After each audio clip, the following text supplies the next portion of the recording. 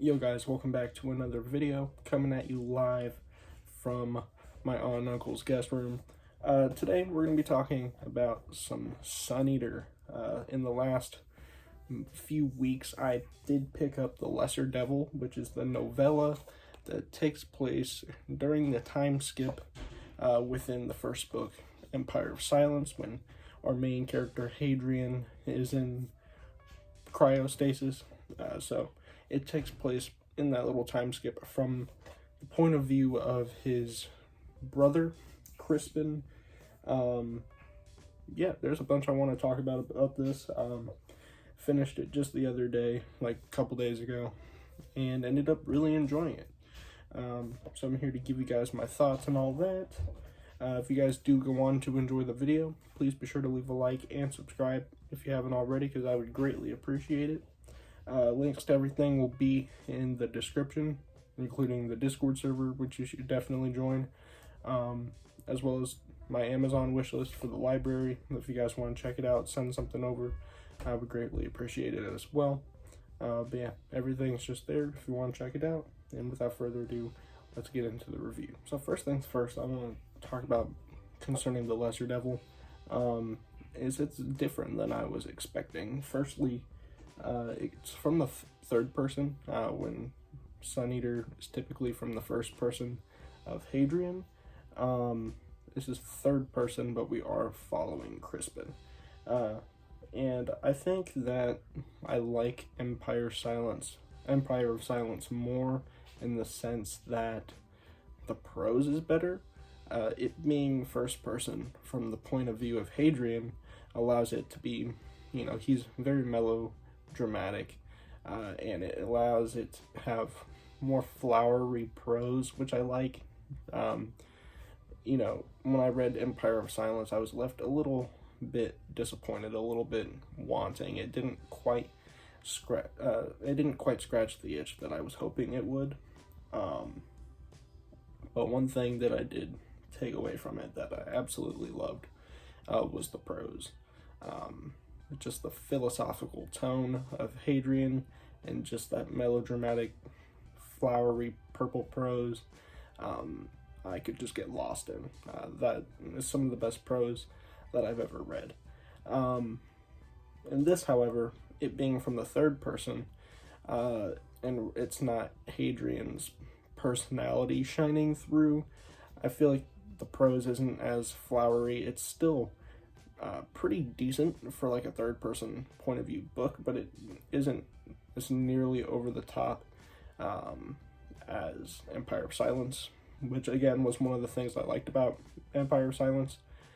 So I mean, although it makes sense that it isn't, in that way it is a little bit lacking. But yeah, I mean, it still manages to have pretty great prose. And also, compared to Empire of Silence, there are portions of this that I liked far more than that first book. I feel like the two books are equally as good. And this being a novella makes it all the more surprising. I thought that the action and just the plot, as condensed as it was way more interesting than large portions of the first book.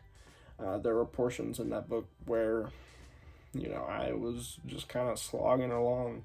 The parts when they were in like the dig site, or like even certain portions of the gladiator parts, which honestly I thought were going to be bigger parts of that. I just didn't care for as much. But this, it is almost constant action. And the moments that we do get that are a little bit slower are just super interesting because of the main themes of religion and culture in this book that I really like. I find it super fascinating how Ruakio ties in like major world religions and cultures that are so familiar to us now in our real life, but some, tens of thousand years in the future have either phased out completely or have, certain cultures have kind of melded together to make some super culture that's like a mixture of things, or even, you know, are still just the same but are super rare. And the same could be said, you know, in this book we see like Catholics and the French, which is kind of funny because Crispin runs into them, and it plays a major part in this book, but talks about like Catholicism and Christianity, and how, you know, their religion is so different from anything that he had ever seen, because we know in this, and typically in a lot of sci-fi, you'll see that in the far future, you know, religion has just kind of been transcended, and most cultures are atheist. You see that in a lot of sci-fi. In fact, I'm reading the Horus Heresy right now, and it's much the same. You know, they've just kind of rejected religion, and just are 100% believe in, you know, science and in no other higher power. So seeing these vestiges, I suppose, of culture and religion that we see in our world now is just really cool, and especially these characters that are unfamiliar with it, and how exactly they interact with these people and handle it themselves, is super dope. And just how it's talked about too, because I remember in Empire of Silence, I believe Hadrian had mentioned Jesus Christ, and referred to him as like the Magus of old or something like that, like basically calling him an ancient wizard, and I just thought that was super dope and really interesting. So stuff like that, and it plays a much larger role in this book, just because of the main plot of them having, you know, crash landed in this French Catholic settlement, pretty much. It plays a much larger role, but yeah, it's super fascinating. And one thing I did want to mention before I continue, because I just remembered and realized, is Crispin and a bunch of the people in this Sun Eater world aren't even atheists. They have their own religion, but it's different. It's like the religion of the Chantry, or Chantry, is that how you pronounce it? You guys know what I'm talking about. And they almost have sort of a pantheon of gods, not exactly. It's kind of weird and different, but it's also interesting that, you know, in the far future, they're calling Christians and Catholics pagans, which I think is also mentioned in this book, as well as sort of kind of being funny that those roles are reversed. You know, when Father Laurent, he mentions that as well. Like he says something, I just remember him saying something about that, when typically, you know, it is seen that other religions are, you know, pagans, from the eyes of the major world religion being Christianity. Yeah, it's just really interesting that sort of the roles are reversed in the far future. Moving on, let's talk about characters for a minute. Crispin I thought was pretty cool. He wasn't really in the first book much. Like, he was there at the beginning, and I could tell that something was kind of going on with him in how he acted around Hadrian. But in this book, you know, we kind of fully understand, and I like him more now after reading this. You know, he was just really looked up to his brother, and was just kind of being a dick just to act out against him, almost like, you know, like a notice me kind of thing. But yeah, he is actually kind of a good, decent guy. Come to find out, he's not just a complete dick, and everything that he did that was dickish was just because he felt like he was living in his brother's shadow, which, to be fair, Hadrian's pretty cool.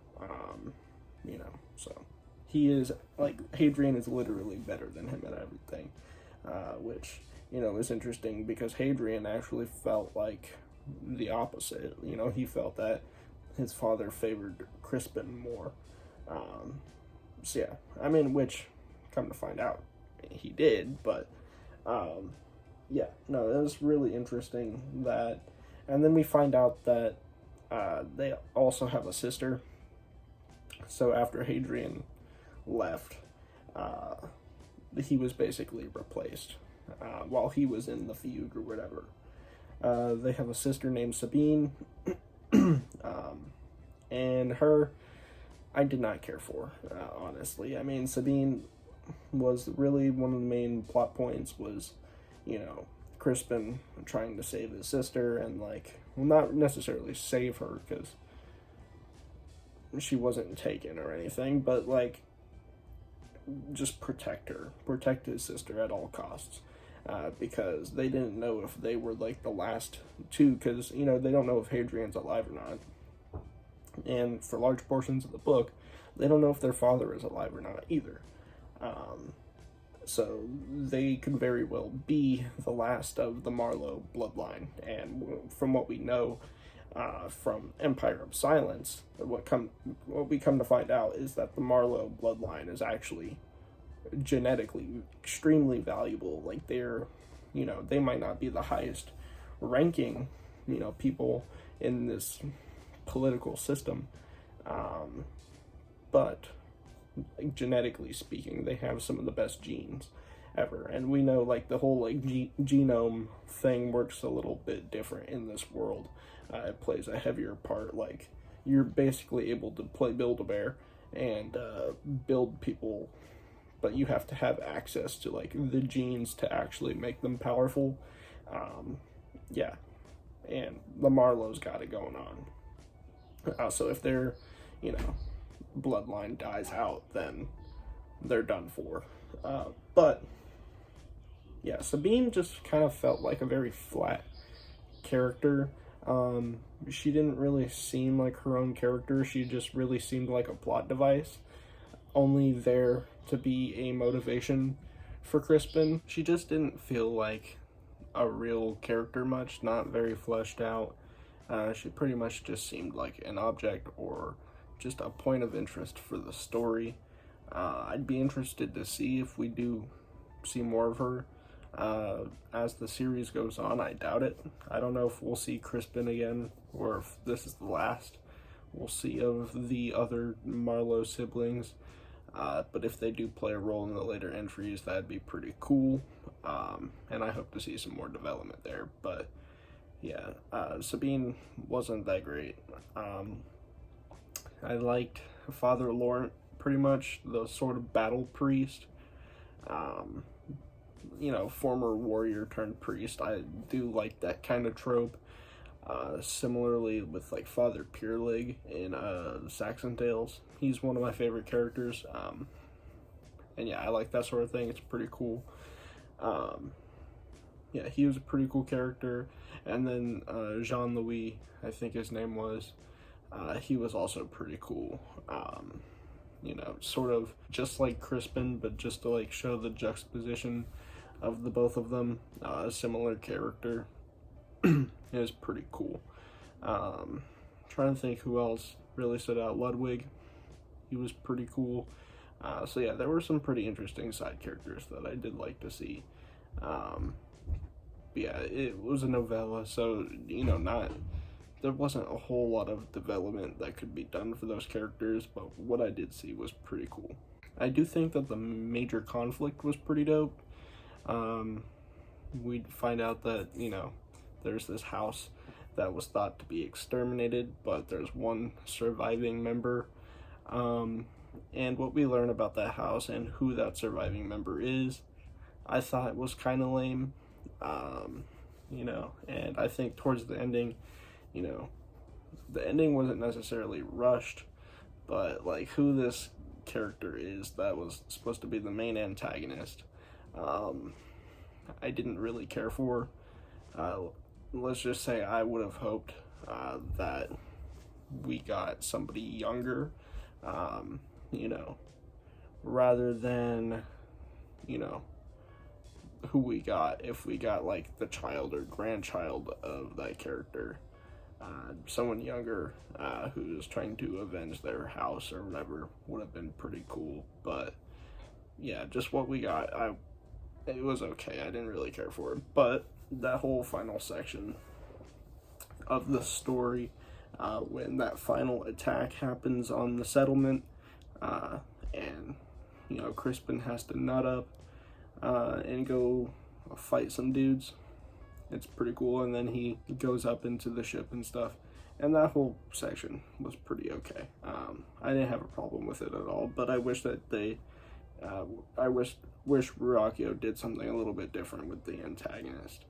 But yeah, overall, I think it was really good, and was probably equally as good as Empire of Silence. I would say it might be slightly better because it didn't have really any time to drag whatsoever. But the parts that I think this is lacking are made up for in Empire of Silence, and then the parts that in which Empire of Silence is lacking, I think is made up for in this. So the series has a lot of potential to give me a 5-star read, because both of these, you know, books have what I'm looking for, but we just need to bring it together, which I'm hoping Howling Dark will do, and I plan on reading that in the coming months as well. But yeah, as it stands, I think Lesser Devil for me is slightly better than Empire of Silence. I'm not sure. It's kind of a toss-up. They're both on the same level. But yeah, guys, that is going to be about it. Just a short kind of review to give you my thoughts. And there's not a whole lot to talk about either. Just, I mean, considering the length. But yeah, I hope you all enjoyed. And if you did, please be sure to leave a like and subscribe if you haven't already. And all my links will be in the description. And yeah, guys, I'll catch you guys in the next one.